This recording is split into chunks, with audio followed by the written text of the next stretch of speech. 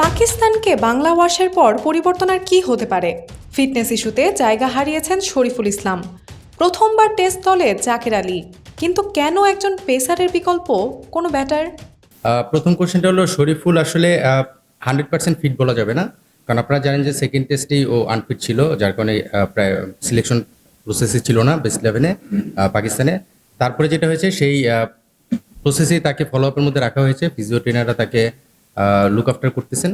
সে 100% fit বলবো না টেস্টের জন্য, কারণ টেস্টে আপনি জানেন যে 15-20 ওভার বোলিং করতে দরকার হতে পারে, সামনে আমাদের টি-20 খেলাও রয়েছে।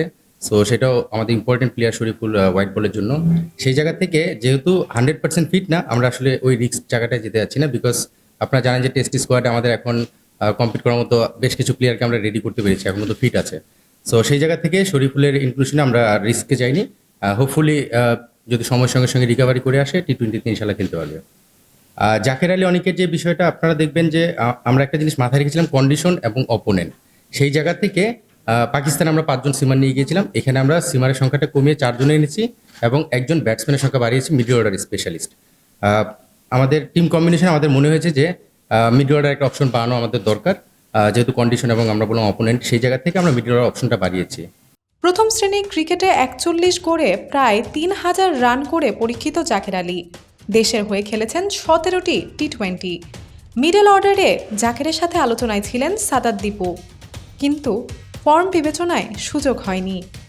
এখানে আপনারা জানেন যে লাস্ট আমাদের সবগুলো প্ল্যানের মধ্যে দীপু ছিল।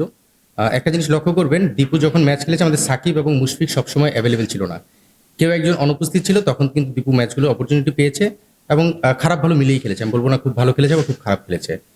রিসেন্ট পারফরমেন্সটা আমরা এখানে জাস্টিফাই করেছি। দীপু অস্ট্রেলিয়ায় গিয়েছিল, আপনারা জানেন 2টা 4-ডে ম্যাচ খেলেছে, পাকিস্তানে 2টা 4-ডে ম্যাচ খেলেছে। খুব ছন্দে নেই একটা প্লেয়ার, আসলে যখন ইন্টারন্যাশনাল ম্যাচ খেলতে যাবে তার ফর্মটা খুব ইম্পর্টেন্ট। সেই জায়গা থেকে দীপু আমাদের ফিউচার প্লেয়ার এবং সামনে এনসিএলও শুরু হচ্ছে, সে সেটার জন্য রেডি হচ্ছে। দীপু আমাদের প্ল্যানের মধ্যেই রয়েছে, খুব কাছ থেকেই রয়েছে। সাকিব আল হাসান কাউন্টি চ্যাম্পিয়নশিপে দারুণ বোলিং করেছেন, তবে ব্যাট হাতে রান খরায়। তারপরও প্রতিপক্ষকে চাপে রাখতে টাইগার অলরাউন্ডারের ওপর আস্থা নির্বাচকদের। সাকিবের ব্যাটিংটা আসলে ছন্দে নেই, এটা আমি যেটা একটু আগে বললাম যে ফর্মটা খুব ইম্পর্টেন্ট, সাকিব ফর্মে নেই। আবার টেস্ট ক্রিকেট একটা বিষয় কি, ফর্মে ফেরার সময়টা থাকে, মানে আপনি টি-20 ওয়ানডেতে কিন্তু সেই সময়টা হয়তো থাকে না, রানের তাগিদ থাকে, ব্যাটসম্যানদের রান করার একটা তাগিদ থাকে, সময় কম থাকে। টেস্ট ক্রিকেটে কিন্তু সেই সময়টা থাকে। আমি বিশ্বাস করি সাকিব যেই মানের প্লেয়ার, আসলে একটা ইনিংসের ব্যাপার, একটু সময়ের ব্যাপার, সে যদি সেটা করে নিতে পারে সেই ফর্মটা ফিরিয়ে আনবে।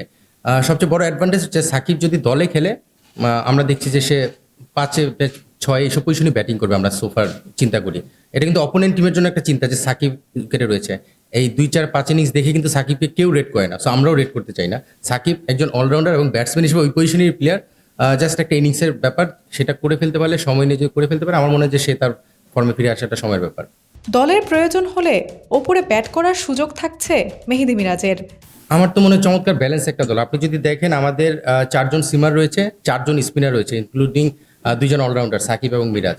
আমি যদি জেনুইন 8 জন ব্যাটসম্যানের সঙ্গে ওই যে সাকিব মিরাজকে ঢুকাই, তাহলে কিন্তু 10 জন ব্যাটসম্যান হয়ে যাচ্ছে। সো 4 জন স্পিনার, 4 জন পেস বোলার, 10 জন ব্যাটসম্যান। সো আমাদের মানে ব্যালেন্সের জায়গা থেকেও কিন্তু আমরা কোনো দিক দিয়ে পিছিয়ে নেই। 2 ম্যাচের টেস্ট সিরিজ খেলতে রোববার ভারতের উদ্দেশ্যে রওনা দেবে বাংলাদেশ দল। প্রথম টেস্ট চেন্নাইয়ে 19 সেপ্টেম্বর।